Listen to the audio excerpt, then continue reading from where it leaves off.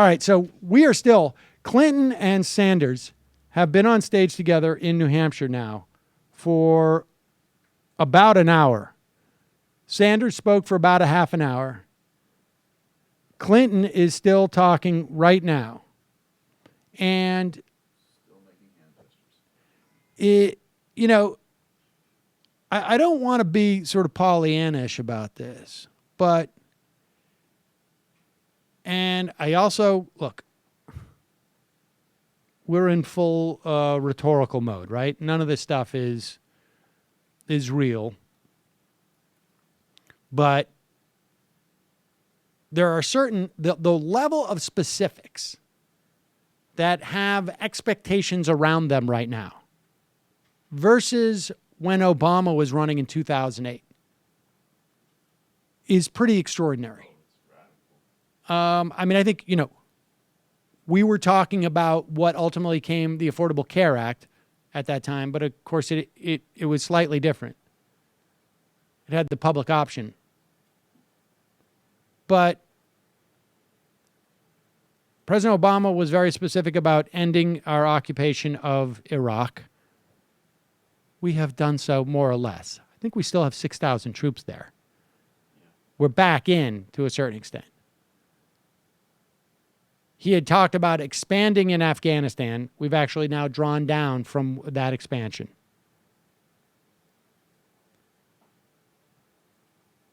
But everything else was there was also just like a lot of feel-good stuff that there was not really much specifics on.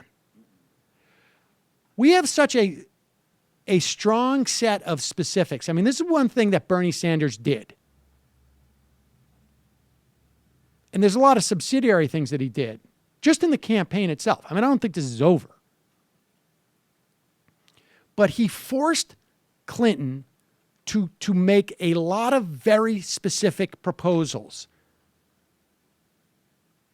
I don't know if her heart's in it or not in it. All that stuff is irrelevant.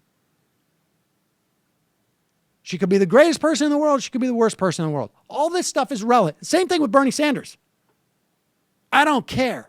It's irrelevant to the equation.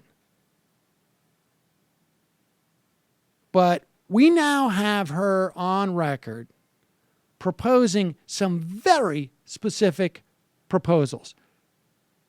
Will they happen? Republican Congress, maybe a Democratic Senate. Unlikely. But they're out there and they're becoming now mainstream Democratic thought. Evan Bayh is going to show up in the cloakroom and look around and just go like, holy crap, what happened here? The standards, they really dropped the standards on this club that I used to belong to. They're letting anybody in on here. Here is Bernie Sanders this morning in New Hampshire, basically summing it up. Yes, we become stronger when black and white, Latino, Asian American, Native American, all of us stand together. Yes, we become stronger when men and women, young and old, gay and straight, native-born and immigrant, fight to rid this country of all forms of bigotry.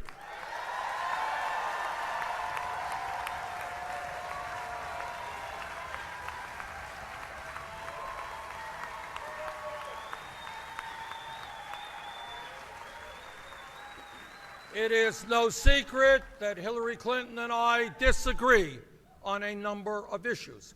That is what this campaign has been about. That is what democracy is about. But I am happy to tell you that at the Democratic Platform Committee, which ended Sunday night in Orlando, there was a significant coming together between the two campaigns, and we produced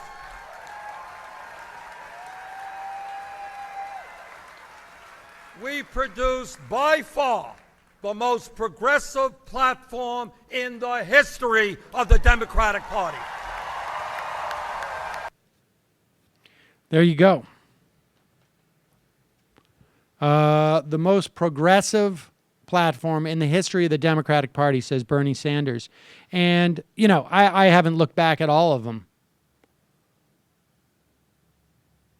But the platform, they won about 80% of the fights. And I think this is why Bernie was waiting to endorse. I think he was waiting to endorse to be able to say, this is what we got. And what did they get? Well, we haven't seen the actual drafts yet, but there is a... Let me just read what Bill McKibben said about the environmental stuff. We lost most of the crucial votes by a single vote, McKibben says. Carbon pricing, a climate test for future federal action, and so on. But this weekend in Orlando, we won most of those points and more. 4 years ago, the Democratic platform called for an all-of-the-above energy strategy. The new platform explicitly ranks solar and wind above natural gas as we build new power plants.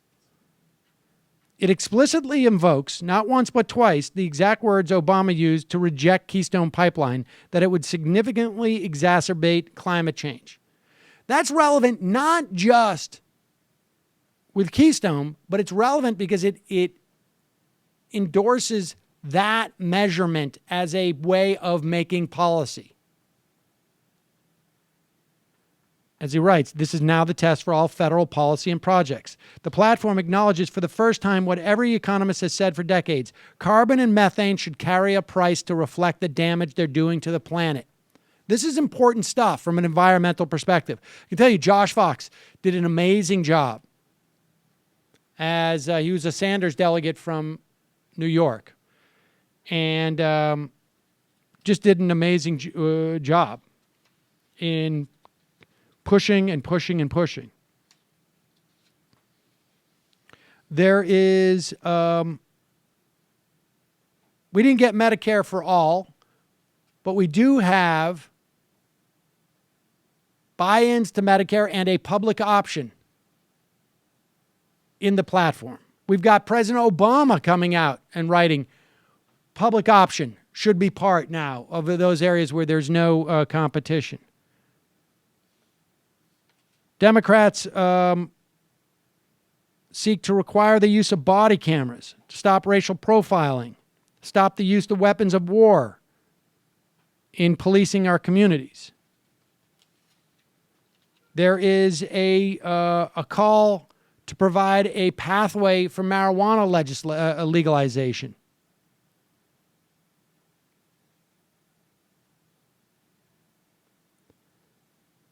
Downgrade marijuana from Schedule 1 of the Controlled Substance Act. The platform calls for free college for people under the for families making less than $185,000. So basically, more or less, what Sanders was calling for